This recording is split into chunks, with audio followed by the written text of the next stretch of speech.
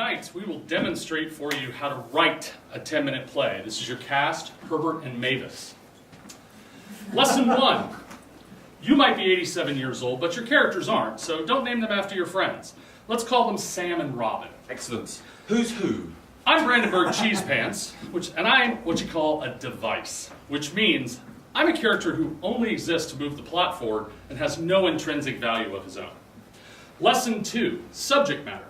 You can write a play about almost anything, but be aware, many topics are very overdone. Oh, I don't know where I am. Oh, I've died and ended up in purgatory / heaven / hell.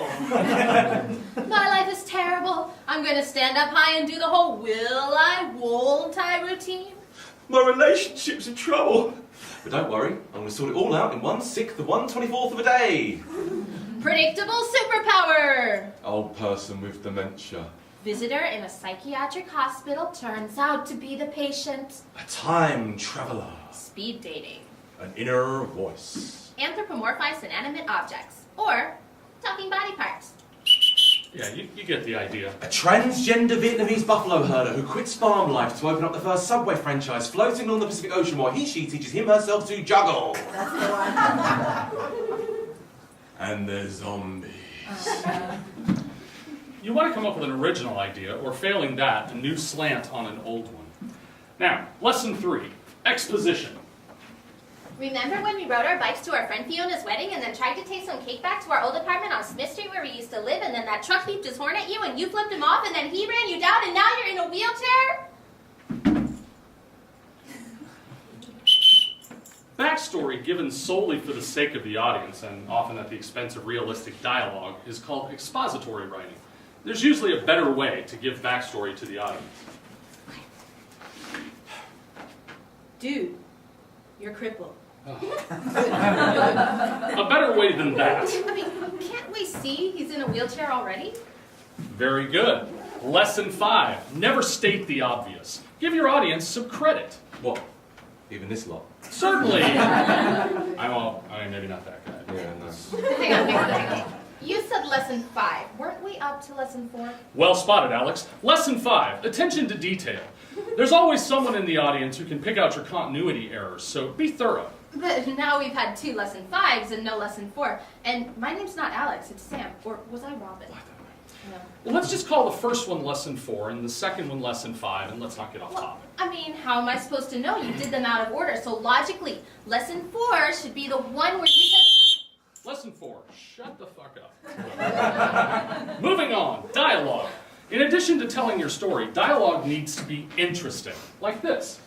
I was walking on the street the other day when a small dog walked up to me and started looking at me, and then I started looking back at it, and then it started looking back at me again, and I carried on looking at the dog, and then I thought I heard a voice in my head say, I'm hungry. Okay, that kind of dialogue could put a 12-year-old with ADHD to sleep after he's been set on fire by a walking, talking, 200-pound fish bread. Lesson 6, don't use analogies if you're shit at analogies. All right, sweetheart, let's hear your version of the dialogue. Okay, fine.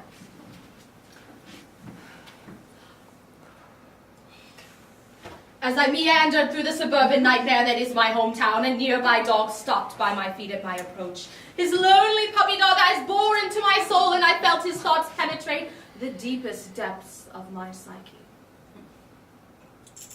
Well, we hadn't quite reached the try to avoid flowery prose because it makes you sound like a total wanker lesson, but it's good to get it out of the way. No, you want to try and give your story an original cast.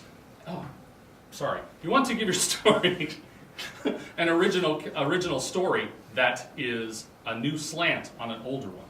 Or you want to populate it with original and interesting characters. The characters have to give text, or speech rather. I'm sorry, I've completely train wrecked. That's part of the play, don't worry. Yeah, it's actually part of the play. Yeah, it's on script. Yeah, it's lesson 7, which is not in the script that I just made up here instead. What did you just say? I said I think your dialogue has to be authentic. That's right, she did. She said that dialogue, in addition to being interesting and telling the story, needs to be authentic. So for example, if your character is a 75-year-old man, he won't sound like this. Hey, Mole, wanna go down to the besties? Smoke some shit? It's all grill on! Right, not very convincing, is it? I thought it was good.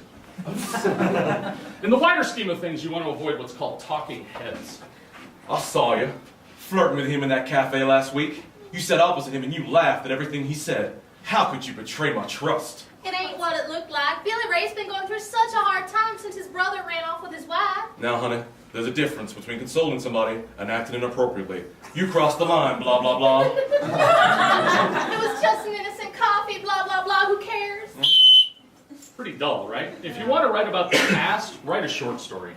When you're writing theater, it's about what's happening now, for example. I know you're sleeping with her. No, I never did. You bastard! Well, guess what? I'm sleeping with her too. See, that's much more entertaining, right? My mother felt that one. I'll be back, it's my turn.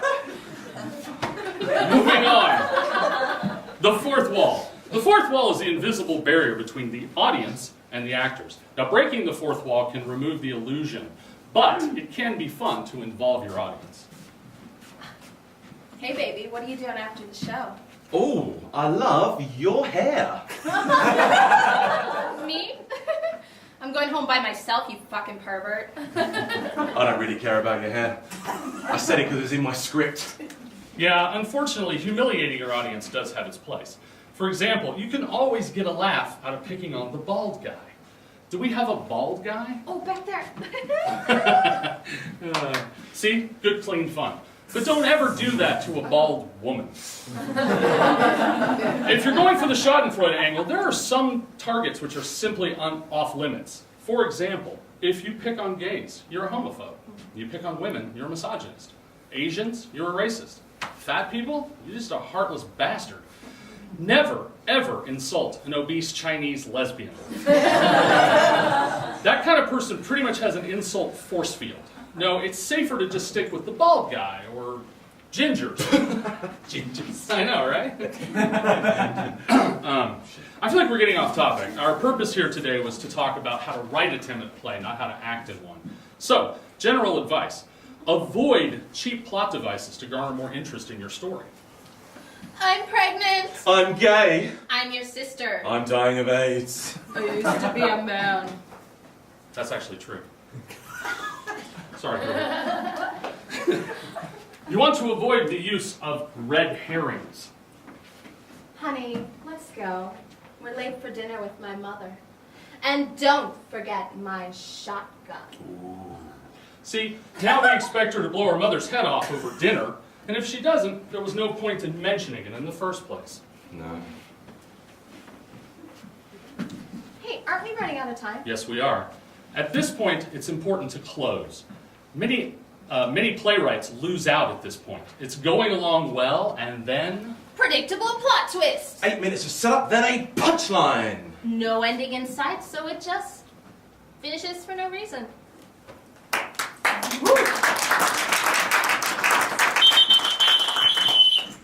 You really think we were going to do that, did you?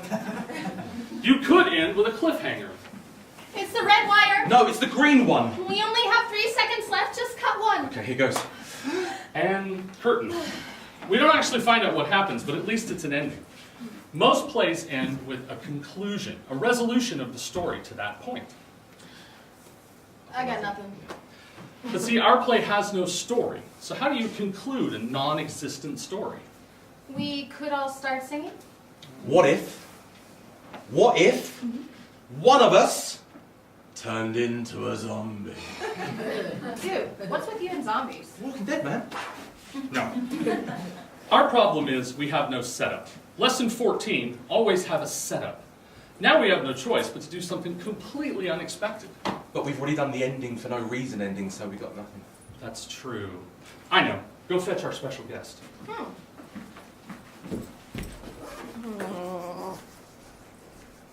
Could you join us on stage, sir?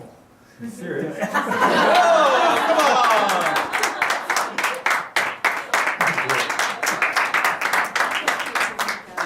I'm getting you to this. All right, ladies and gentlemen, it's my pleasure to introduce, what's your name? Lyndon. Bob, everyone. Bob. He's going to be handling our next act tonight, which is his famous impression of a human, or of a turkey stuffing a human for Christmas dinner. Thanks for coming out tonight. Good night, everybody. Hey, bye!